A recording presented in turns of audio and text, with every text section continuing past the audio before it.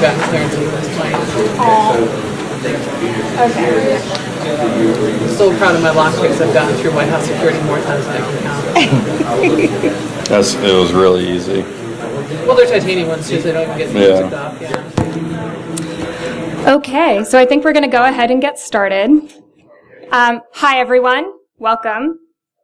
My name is Ariel. I am moderating today's discussion on hackers and feds and the IC and what the relationship is between security research, the government, and how we can all work together better. I will do a brief introduction of our panelists, but let them introduce themselves, and then we'll go ahead and get started. Sound good, guys? Okay, so to my immediate left, I don't have this all memorized, so now I have to go across my devices and figure out where things are. To my immediate left is Gray. He spent a decade-ish working with human intelligence with the various different three-letter agencies. He's probably worked with so many agencies he can make his own alphabet soup. And he spent time overseas, then decided when he was in one of the many hotels in some foreign country that he was tired of that life, and he is now a senior sales engineer at Looking Glass, where he now spends a lot of time in domestic hotels, traveling. Are the soaps better? Actually, no. The Intercontinental is a really great hotel to stay around the world. So that's Gray, and he'll tell a little bit more about himself in a minute. Next to Gray is Alyssa, Feola. Alyssa has done all sorts of really fascinating stuff throughout the federal government. She started doing cloud security with Department of Transportation. Federal Aviation. Federal Aviation. I was close. Moving. Yeah. And she is now at the Department of Defense working with the Air Force. And she's going to talk a little bit about that. Beau Woods, hacker, policy wonk, hacker dash policy wonk now, I think. Who knows? Who knows, really? Yeah. He can rock the suit or the hoodie, as we see. Thank you. Hacker stock photo. Right there. And Amlie Koran, is it Koran or Koran? Depends on which member of the family says the last name, so it doesn't matter. Okay, got it. Was a guest on the last panel.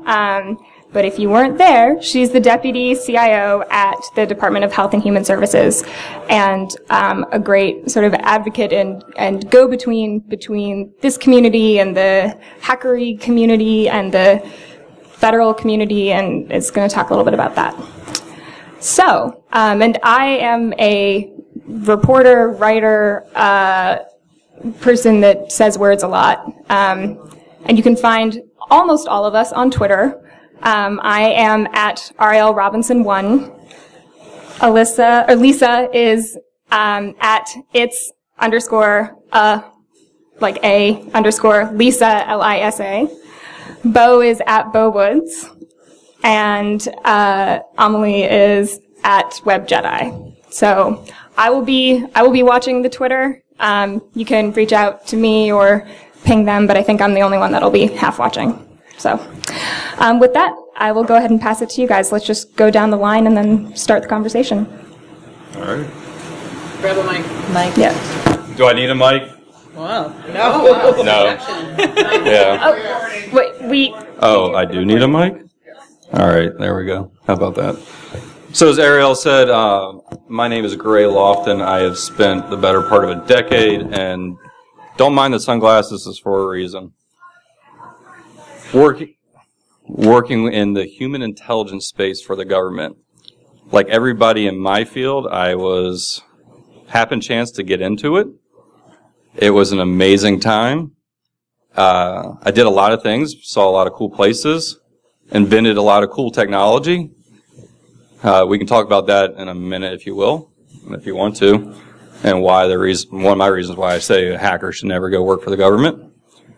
And then one day, as Ariel was saying, I went back to a hotel room and I had enough of a lot of different things, and I just said I need to get the hell out of Dodge, and I wound up saying, well, I got to work with a cool piece of equipment called Cloud Shield that Looking Glass has now. It's the only network appliance that's classified by the U.S. government as a weapon. And I said, where'd that wind up? And after going through a lot of my contacts at the NSA, I found it, and I said, all right, I need out. And it took me 3 years and a bunch of congressional meetings behind closed doors to actually get me out of there. But I'm out. I'm enjoying life. I can actually use my real name now, so I'm happy. Hi, I'm Alyssa, Feola. So without even realizing it, we're kind of connected because the application that Gray uses or sells, we use in our cyber weapon systems. So I have grown up as a Govy. I used to say in my 20s I was a Govy for life. That's kind of changed, but still about stay the same. And so with the way that the government views cybersecurity, it's a lot focused on the compliance side of things for a framework known as risk management framework and migrating to the cybersecurity framework. So we're kind of in a transitional phase right now between taking it from what used to be more compliance and actually say, okay, no, you can get away with that, but will it be more secure? So, and that's kind of a lot of the reasons why we need to partner and work with the people that could exploit the technology so we know whether or not, for real, it will be secure. So I'm Beau Woods. I've been doing information security for over a decade. I used to say I was a security amateur before I became a security professional, which just meant that I made a lot of mistakes in my indiscretionate youth. I was a consultant for a long time, and then realized that probably needed to do something about the growing insecurity in the world around us, and more than just helping banks secure their money, your money.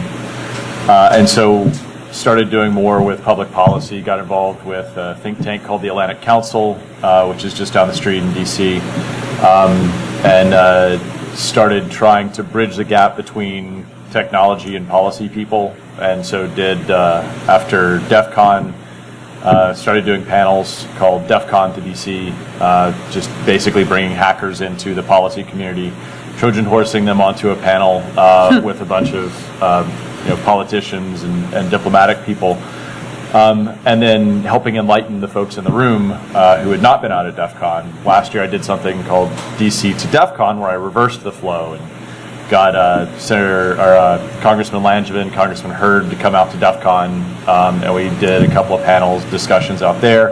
It was really, really enlightening. We had a couple of thousand hackers listening to politicians, which was really cool. We found the right two, I think. This year we're going to do that again, hopefully, knock on wood. Also try and do something called Hackers on the Hill when there's hacking conferences in DC. Just get a bunch of people who are in town, take them on a congressional tour with a congressional staffer, and again, bridge that gap. And then recently I took a role with FDA, advising them on digital health policy. Not on policy, but on some of the things that they're trying to do in cybersecurity. So helping get better medical care to market quickly without undue risk and undue cost.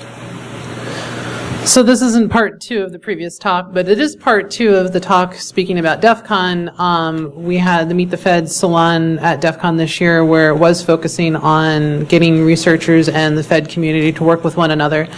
It's a particular interest to me because I know a lot of you who are either in startups or trying to get involved with kind of protect the nation. If you're not involved in the military, you want to get involved in the civilian side.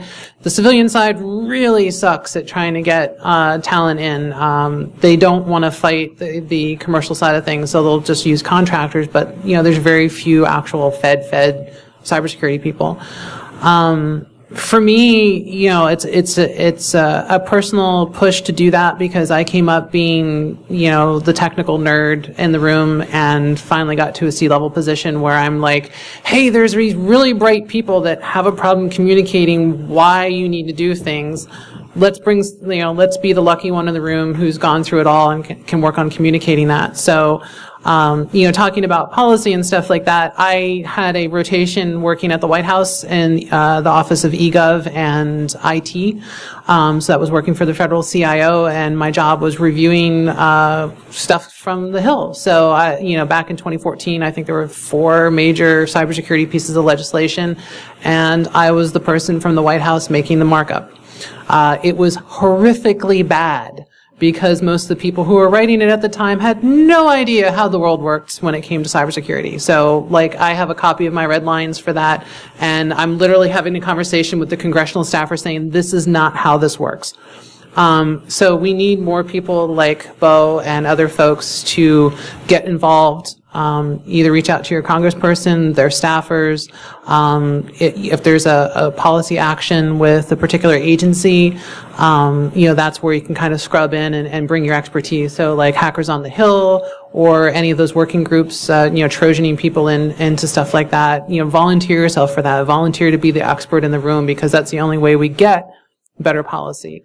And I think we were touching on the procurement side before. The other big thing I'm trying to do is to hack our procurement methodology, which is to find ways to use all the weird federal procurement vehicles to get small, sometimes even one-person businesses in doing business with the government so that they know how to do it and they get the experience.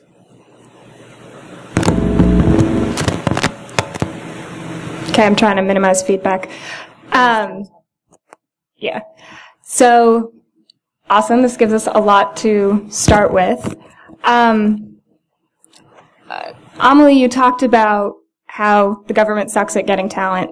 And as folks who have worked with the government or in the government in various capacities, why does it suck at getting talent, and how can it be better? And can you talk a little bit more, each of you, about how you have built the relationships that you have to be able to work with government? You guys jump Anybody in. Can start. I'm a loudmouth, so I'll start. I think a lot of people in industry also suck at getting good talent. It's not just a government problem, but the government seems to be particularly bad at it. And as Can everyone hear okay? can you hear me? No. Is your mic on? Check. Oh. There's a switch that you need to. There. It's up. Yeah. If it's up, then it's on. It's up. Can you hear me? Yes. Can you? That's better. All right. I'll do the David Lee Roth thing. As I was saying for the video, I think a lot of people in private sector and industry are actually really bad at finding good security talent too. It's not just a government problem, but the government seems to be particularly bad. And as somebody who just recently went through the approval process, there's like 400-page application that I had to go through and list every place I've lived in the last 7 years. And as somebody who spent 4 of the last 7 traveling around the world, I had something like 40 different locations that I lived. Man, that sucks. You got to find somebody who knew you at each one of those locations. It was like I was there for 2 weeks. Who knew me there? Nobody knew. So there's kind of the finding and recruiting piece of it, which can be improved. There's the bureaucratic paperwork to come on board that can be improved. There's the retaining talent once you get it that needs to be improved. And then there's the promotion career path. Most hackers don't have a normal trajectory, whether you're looking at, no matter how you come into your career. So there's a lot of things that could be done differently. It's really, really hard to change those patterns in for very good reasons, heavily bureaucratic and constrained organizations like a government, like the people who are spending our tax dollars. So I think that there are some creative ways that we can start doing that. Some of the procurement vehicles could be really interesting.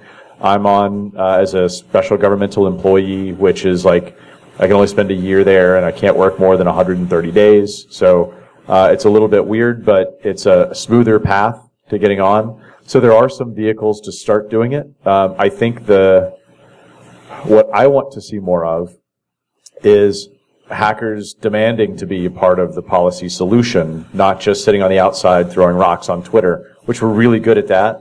But that's really easy. It doesn't take a lot of commitment and investment. Going in and trying to solve some of the problems, and to your point, it does kind of suck being in government. It's kind of soul-crushing, but sometimes you need to do soul-crushing work. I mean, a lot of the stuff we do in private sector isn't exactly glamorous either. It's not all red teaming. So I'll kind of build upon that. There's definitely pros and cons when it comes to being a government employee. One of the kind of odd pros from talking to one of my friends is everyone kind of knows it sucks and it's soul crushing. So you can say that at work and you're not going to get fired. Solidarity, right? Yeah, like it's like odd and weird, and it's like half the things I'd say at work, my friend who's an HR specialist would be like, if I said that, I'd get fired. Yeah, no, it's really hard to fire a government employee.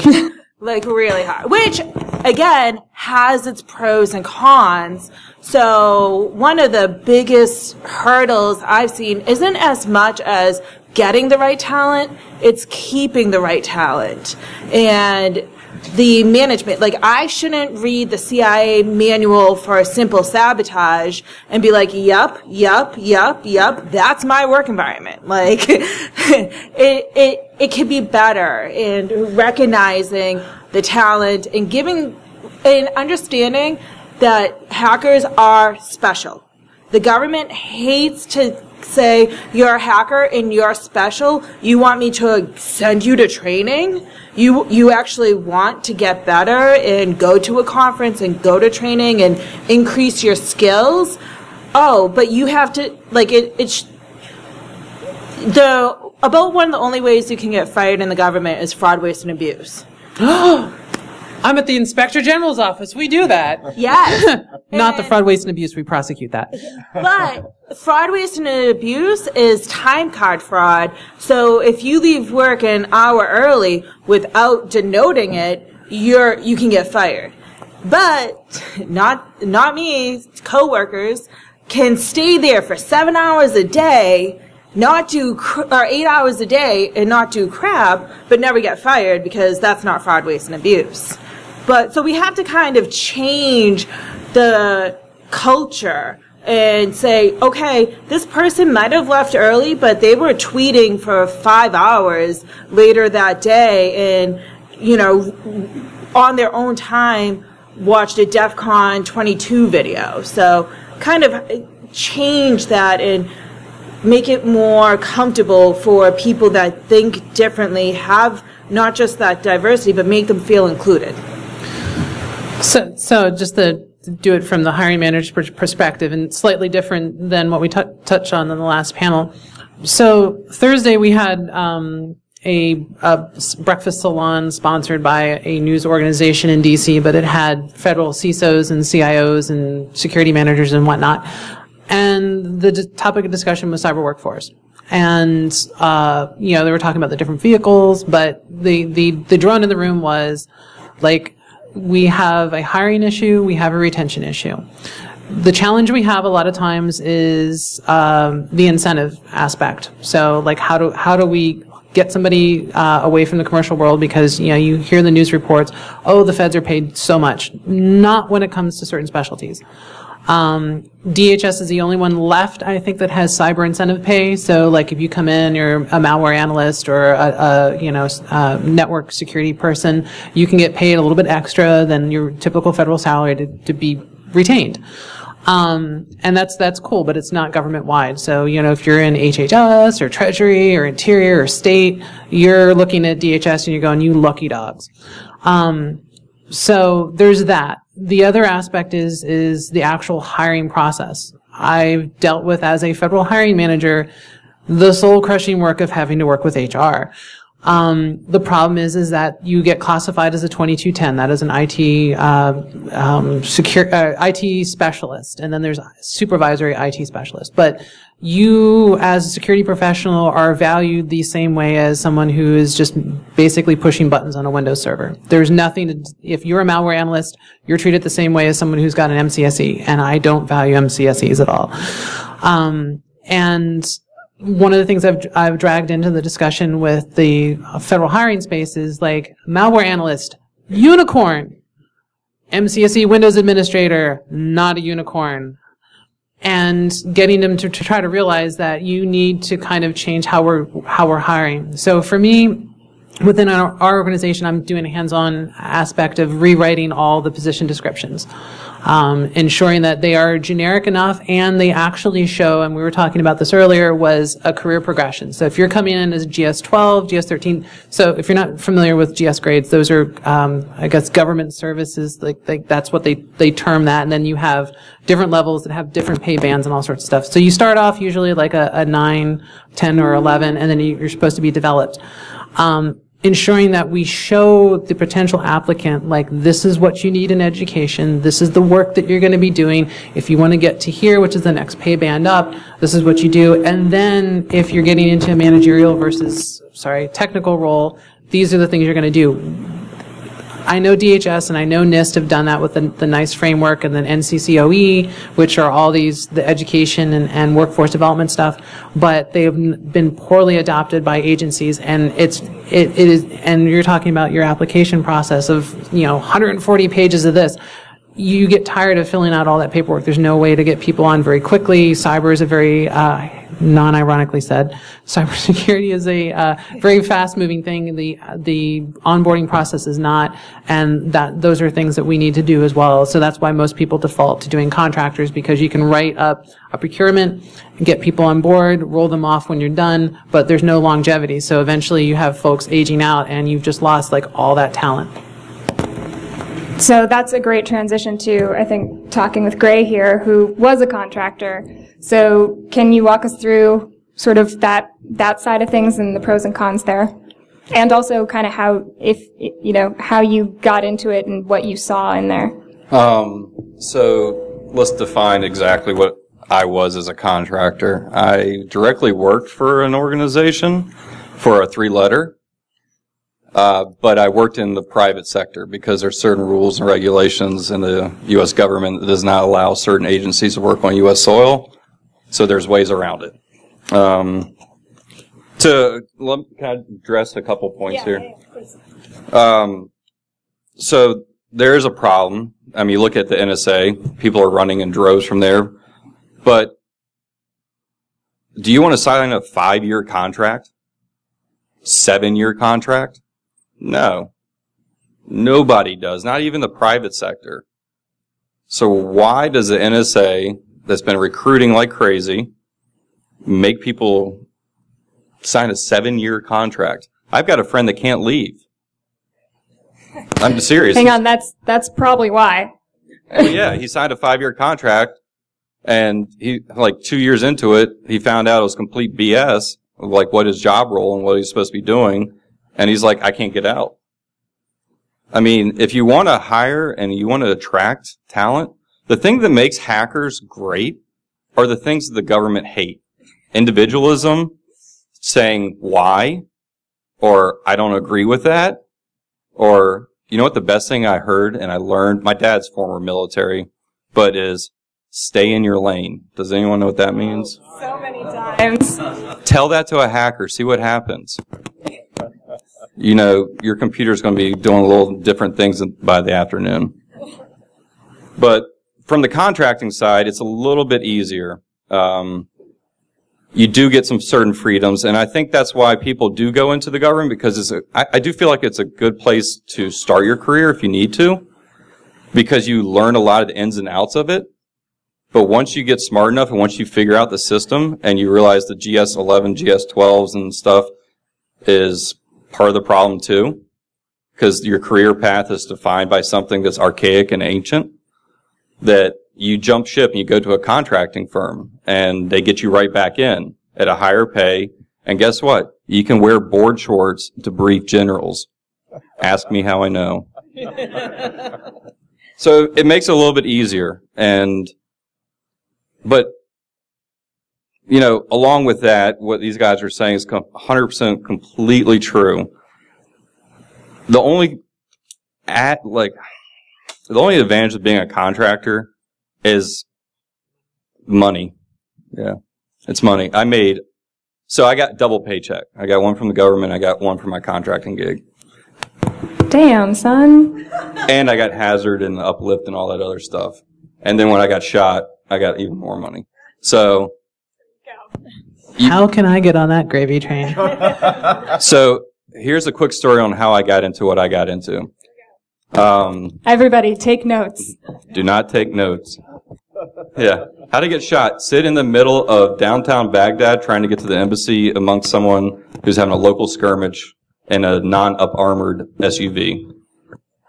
That's how you get shot. So no, I was in grad school. So my background is I got my minor in psychology. No, excuse me, my undergraduate in psychology, and I have 2 masters. I was in grad school, and I took a cybersecurity policy class and management class, and I was late to class one day, and they were handing out the assignments, and it was a case study on Russian hackers. And if anyone doesn't know, there used to be a Russian hacking group down for the FBI in Richmond, Virginia, and that's all they did. They just looked at Russian hackers. I didn't hear the instructions for the paper, so I just wrote my review for it. And make a long story short, about 3 weeks later, I was sitting in a conference room at VCU with 2 FBI agents and my professor. And I was still of the opinion that I did something completely and utterly wrong. And they were asking how I figured out what I figured out, because that professor had a contract with the FBI. And that kind of snowballed into a bunch of other stuff that led me down a different path. So there's multiple ways of getting into the government. If you get into it the way I did, you can have a lot of fun. Talk about fraud, waste, and abuse. If you really want to go get dinner in Germany with a C-17, you can do it if you were doing what I did. We just say we want it gassed up. We file a fake flight plan to go to like Kuwait, and then we're in Germany having beer by the afternoon. So, but from a contracting side, it's really just the money. You get a little bit of different structure. And the C-17. Yeah. That sounds pretty great. I mean, if I wanted a battleship in pink, they would just say, what day do you want it? But I mean, it's pay, but I don't know. It's really tough. I don't know if I was to do it again, I'd probably go in just as regular and then get out and go right back in. But I don't know. Why? Just because you need to know the politics, and that's part of also the problem, is everybody's angling and trying to get, I mean, they're politicians that run this and give you your orders and what to do. They don't know what the hell they're doing. Let's be honest. I mean, look at the government. I mean, that's part of the problem we have today in our society, but that's a different topic altogether. But you need to learn the politics. You need to know who you can back talk to. You need to know who you need to go to get around things. So you need to have that kind of education. But then once you get the education, like I was saying, get out, get the money. So I got a very different perspective, if I can jump in. So not having been in government and just seeing it from the outside, I make way better pay in private sector. I'm not in the government, even wouldn't go into the government as a contractor for the pay. But what I do have the opportunity to do in there is to change a lot of things that would be unchangeable on the outside, right? Because if you look at bad policy that gets instantiated, it gets instantiated very quickly and becomes unchangeable unless you go and fight really hard. So in some of the spaces, like, all right, I'll throw out a bunch of buzzwords and people will take points off my score later, but like artificial intelligence, machine learning, cybersecurity. The blockchain. Yeah. The blockchain. All of Triple the word blockchains. score. Yes. So right now, the policy thinking is being framed at this moment. Maybe not today because it's a Saturday, but right now, people are thinking about how to understand those concepts and technologies. No thinking on Saturday. No thinking on Saturday. Well, depending on where you are in the government, maybe during the rest of the week too. But if you want to change the future history of technology policy, go in now and shape it, right? That's something that I can't do from the outside unless I work for a Fortune 100 company and I sit in the procurement steering department, right? There's no way to change that. But right now, in the U.S. government as well as foreign governments, there's a lot of people who are having to define things, who are having to understand it, and they're never going to be experts in it, right? If you're a congressional staffer and you've got 7 different distinct topics on your plate, it might be, medical malpractice reform. It might be farming issues, and it might be cybersecurity. I don't think anyone in here would argue that you could be an expert in all of those things. And if you're the policymaker, the member sitting in the office, you can't be an expert on 45 different things. But what they do is they rely on outside experts, or in some cases, different parts of government to come in and advise them so that they can think smarter and that they can build the right mental models, understand through the right analogies. And right now, if you look at the way that some of those mechanisms work, it's dominated by interests, right? Because they're the ones who can organize, get centralized, and put somebody in D.C. to inform on the 7 talking points that the industry wants them to learn, right? We're hackers, we think differently about that. We want to just get the truth out there and exposed and in the hands of the right people who can take the right actions. And so I think there's a huge potential role for us, whether you're inside the government or just informing it from the outside, being a volunteer, like Amlie said, and just going up and saying, hey, here's what I think about this, Mr. Person who is in my district. Also, I'll say we've talked a lot about federal government, because State and local.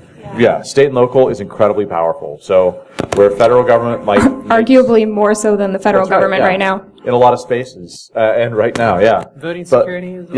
Yeah, right, exactly. You look at voting security. How many federal laws pertaining to voting machines are there? Like zero. It's all in states. And actually, Virginia was one of the first states to decertify voting machines because of cybersecurity issues. And that wasn't because a senator told them to do it. It was because they saw what happened out at DEF CON with a bunch of hackers banging away on these things. They were close enough to D.C. that they could pull in some of the policy people who knew a thing or two. And they said, this is ridiculous. We got to get rid of these old, antiquated, and plagued systems that just don't work, right? So there's a lot that can be done that you could never do from a private sector perch, that you could only do from engaging with government, whether you get hired or just sit on the outside and work productively with the people who are deciding. So I was going to say something a little bit about the grind. So one of the outcomes of DEF CON was, so the previous talk I mentioned, I've had more jobs than I've basically been out of college, so I've got like 17 employers under my belt or something like that. But in that time, I've met a lot of people. So, having worked at CERT-CC, I worked with the folks up in Pittsburgh, and I made relationships there. And now I'm in at HHS, and at DEF CON, one of my former colleagues at CERT said, hey, I'm interested in the healthcare IT space. Can you connect me? And I'm making those connections. It's getting people to know who you are and you're pivoting. You don't have to be the technical expert, but the idea is making those connections. So sometimes even your most useful role is just knowing the one-to-many and many-to-one type of relationships to get people talking. So I think folks like Beau, who's, worked with I Am the Calvary and the Atlanta Council to basically try to find and connect people for that, that's a very useful position to be in. Conversely, I was in a rotation at the White House and eGov and IT, and I was there during Heartbleed and Shell Shock. What I learned, and I was most frustrated about working in the White House, is there are no technical people helping define policy at that level. Like, Heartbleed came in, and the person in charge of cyber knew nothing about cyber. Is it better now? It's not better now. Maybe not today, but... Well, today it's much worse than it is before, but yeah, even a few years ago it was awful. And, I posted, this is actually was a crux of one of the talks I was trying to give, the title of the talk was, Obama is a fan of XKCD. Why? Because I took Randall's Heartbleed comic and posted it on my door. And I had people asking me about this, and I was like, this is how Heartbleed works. And they're like, oh wow, this is a really cool way to boil down a very complex idea and get it into a very simplistic form that people can follow. And that made it into a briefing for the NSC and eventually was at the presidential daily briefing. But that's what we need to do is like, there are complex issues that we're trying to talk to people who have absolutely no clue about the subject matter that they're in charge of. And, you need to kind of hack it from the inside. I played the long game. I've been a federal employee for God knows how long. I forgot how long I've been a federal employee, but, I ground my way up to that opportunity, and it's just like taking that pivot point and trying to figure out like I was only there for 6 months, but what kind of help can I provide? Anywhere from that. Also reviewing legislation, willing to basically be that technical voice in the room and calling bullshit on it, to put it lightly. You can blame me for some of FSMA. I've managed the review for FSMA 2014 through all the agencies. I did the last bit of review on that and coordinated all of it. Hey, Amlie, what's FSMA? FSMA, Federal Information Security Management Act. It was part of the E-Government Act of 2002, if I remember correctly, if I got the date right. And they did a revision in 2014, which literally was like find and replace in Word. There wasn't a lot of new stuff. I was really frustrated with it. I let that be known to the federal CIO. The only thing I managed to get marked up in there was I added lawyers to one of the lines in there, and I'm sure all the lawyers are really happy about that. But, as Beau mentioned, there's a lot of really bad policy being made, and if we don't get us into the room trying to change that, we are going to be under a burden of policies and laws that won't change because they're on the books, and it's just difficult to get people to change stuff that they've already spent time on. Okay, so I just looked at the time. Yeah. We've talked a lot about how the government kind of sucks at stuff. Can we talk about a couple of things that the government might actually be good at? Maybe? Think for a minute. I mean, hopefully not that long. Come on, guys. I'll kind of repeat some of the things that were said. Like, yeah, I had somebody come up to me yesterday, and he's a former C-17 pilot. He was probably my taxi. Yeah. Where's his medallion? Right? He came up to me non-ironically and being like, hey, I was at this Committee of National Security meeting the other day, and this person's working blockchain for identity access management. You should get in touch with them. In my head, I was rolling my eyes, knowing like the community and the culture surrounded around blockchain, but this is like for real stuff. Like, honestly, the stuff I've seen as far as research and development and being able to go to this is a war game at the biggest 5 defense contractors at 11 o'clock in the morning, and then 3 o'clock in the afternoon working on like a bug bounty program. Like, the flexibility and the breadth of what you can influence and change while being a government employee is insane. And also, as far as the pay, we're hourly employees. Like, I crapped on it earlier, but for real, like, it's 9 to 5. Like, you don't get a personal or a government issued GFE device, so I'm off the clock. Like, my time is my time. I have a phone and a computer I'm required to be on at all times. Right. Not everybody. Hashtag that C-suite life. Yeah, exactly. So someday I will be like Amlie. But so it has its pros and cons with that, and there is an acknowledgement that the people making the decisions aren't maybe the experts, so they rely on the people who are to kind of go off and do, and that's really a unique and cool opportunity. I was going to say there's actually one organization that I would definitely give a thumbs up to. Unfortunately, it's changed quite drastically, was the FTC. Ashkan Soltani and Whitney Merrill and a bunch of other folks. I think I'm trying to remember the person they hired from CUPS. What? Andrew administration was there. Yeah, they were your best advocates from the side of the consumer. They were interested in cybersecurity, data privacy, tons of stuff like that. If there was any agency I would just throw tons of money at and say, go do good things, they would have been the ones. I always hold them out as the micro agency that could. But there are some others that are trying to do that, but those are like those little pockets of good. Okay, so we're going to play, sorry, I'm getting so much feedback. We're going to play You Be the Judge, okay, room? We've got a couple of different topics that we can cover and not a ton of time to cover them in. So we might do a little bit of lightning round style Q&A, like topic covering right now. Who wants to know about FedRAMP and like procurement vehicles?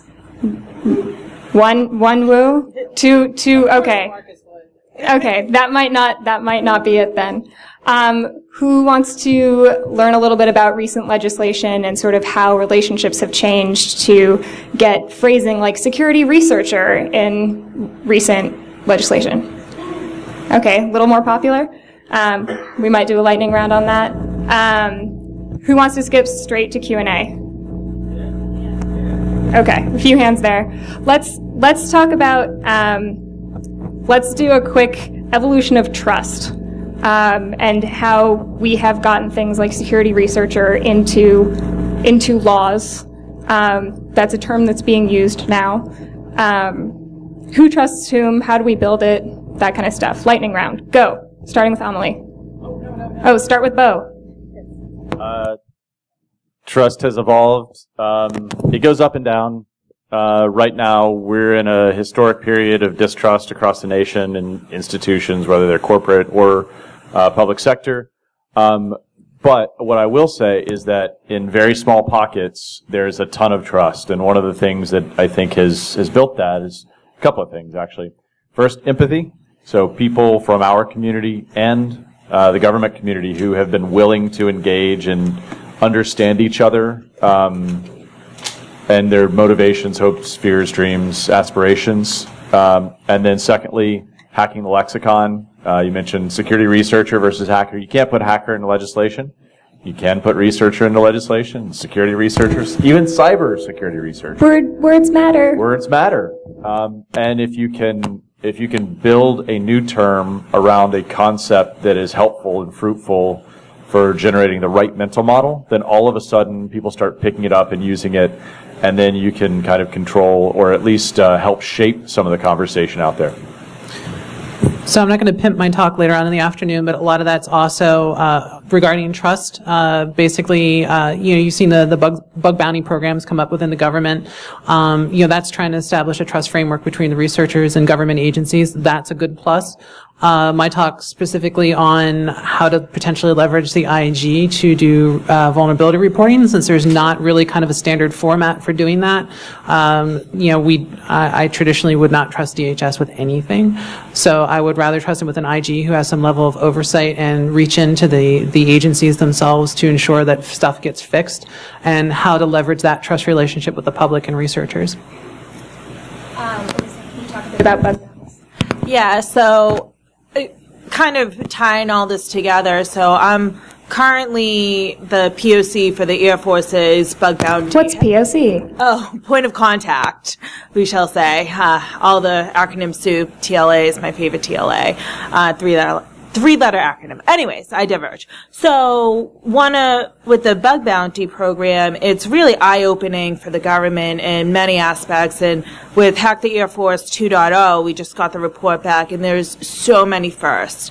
As far as who we opened it up to, involving social engineering and all those types of things. And what I can say is that going forward, it's going to be an amazing opportunity for people that are doing their own independent security research to come in and do it for the DoD on really systems you'll want to hack. And we need to know how they can be hacked. And my latest experience has been, and kind of going on the trust thing, is coming to things like this, I want to get more government people to come to things like this, meet the people on the panels and the audience and that are interested, because after going to ShmooCon, I talked to somebody, and then when they were talking about bug bounty programs on Twitter this week, I was able to say, hey, yeah, no, like, I am the one running the bug bounty program. No, I've never had any experience with that. You're saying, like, some things that I feel like I should probably know more about. What would you say are the top 5 things? And then his response is, hey, do you have time to get on a call? Yeah, because you're a pen tester and I'm a government employee that has no idea, and your advice about the simple stuff of what is your objective, I'm scratching my head. I don't think I could actually verbalize that to you right now. Besides, it's kind of wicked cool and looks good on people's... Are you from Boston? Wicked hard, wicked cool. All right. There goes that cover. For Boston. So bug bounties are wicked cool, but beyond that, what are we trying to get out of it? And is there a maturity to it? And I think it was eye-opening, too, because then... it's the stay in your lane aspect of it. The person I talked to is, I participated, but I didn't register. So we need to really think about what we're doing and the communities that we're working with in the way we work and the way they work, and making sure everyone's happy. Okay, I'm going to ask a question I think we're all dying to know, and then I'll open it to the floor. Gray, what technology should we be most afraid of? Luckily, the people that I left my technology with don't know how to use it, so we're okay. But, who's seen Minority Report? All right. Not those stupid little balls that drop down and tell you someone's going to get killed, but there's certain technology that was portrayed in that movie that I made real. And it works from over a football field's length away. And encryption doesn't mean anything because of it now, because I can steal everything from your phone without you knowing it. Hooray! Yeah, tell me why I don't like, that's why I don't like the government, because when you wake up one day, you find out all your name has been taken off all the patents, and now it's sitting on a drone. Yeah, you want out. Womp womp. Yeah. Well, on that note, we only have a couple minutes left, like 10, so raise your hand, I'll call on you, and then we'll answer it very quickly. As someone who's worked around the government for over 10 years or so, I guess for me the big question is why would, if you want to develop technically, the roles, it's like you gravitate towards the contractor position rather than the civilian position, because from my perspective and the experiences that I've had, which changed, you're managing contracts rather than getting technically competent. And I just, over the time in my exposure, I haven't seen that change. The role of the government is more like to manage. So it's like you never accumulate kind of technical proficiency that would allow you to get these forms. You always have to bring in outsiders who aren't invested in the system. I don't know, that seems to me. I would agree and disagree with that. Yeah, I was going to say is like, it depends on depends on the component of the agency. Like for us, we're realizing we're changing how we're doing all our technology. So we're getting away from everything hosted internally. So we're moving stuff to the cloud. We're doing hybrid data centers and so forth. So we're also changing how we're hiring people. So, generally anybody we're bringing at a higher grade level of 14 or 15, strict managerial. We just realize that we want them to hang around. It's the institutional knowledge. It's the understanding of how the organization works. But we're also looking at term employees. The ones like what Beau is on is the short term, one year with certain restrictions, or 2 years with renewals, to allow us to quickly bring in certain types of technical talent. They still provide use, but it also gives you that flexibility. You would learn the government, but also you bring us new technology information, and it's very rapid. When we were creating the U.S. Digital Service, that was the whole idea. We're bringing private industry in. They were doing these short terms, and then they'd roll off. But we'd also pair them up with feds so that there was some type of information sharing. Real quick on that. So once you get past all the BS of the politics and all the positioning and jockeying, you get some amazing access to a lot of cool stuff that you do not get in the private sector. It sounds contrarian, but it's true. I mean, once all these projects actually get past, burning through billions of dollars into the implementation that takes 10 years, some of that stuff is actually really, really cool that you just don't see. Like the stuff that we do for the Air Force, we have a version of it for the commercial world, but you'll never, ever see what that product does for the Air Force. Yeah, let's not forget where the internet came from, right? Yeah, the other thing is, too, is like the government's trying to change. So, I hate to use the buzzword, we're moving to agile, we're moving to cloud. Most of the folks who've been there for 20 years who we still have hanging around just don't have those skills. So, like, you have an opportunity to almost like bootstrap a new way of doing business. And if you find an organization within the government that is willing to just basically drink from the fire hose, you can do so much good and so much change. And that's what I'm looking for. We're backfilling some people who've retired. Like, I want to find, the cool pros from Dover to come in and really help us and make that change happen. I'll tackle on with that too. Budget. Like, I came in as a GS3, I'm a GS14 right now, and they paid for my grad school, CISSP, however you feel about it, but training and continuous learning.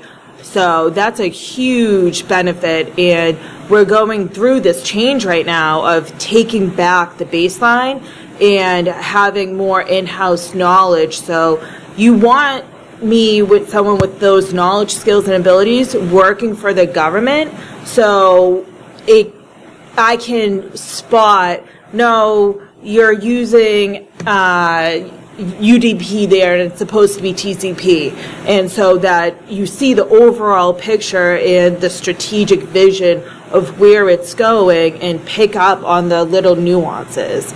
So you'll never, I haven't touched a GUI or a keyboard interface in my day job. That's why I love the hacker culture and the life of the hacker, because that's what I love and aspire to, but I'm in the world of the government where I can't actually do it.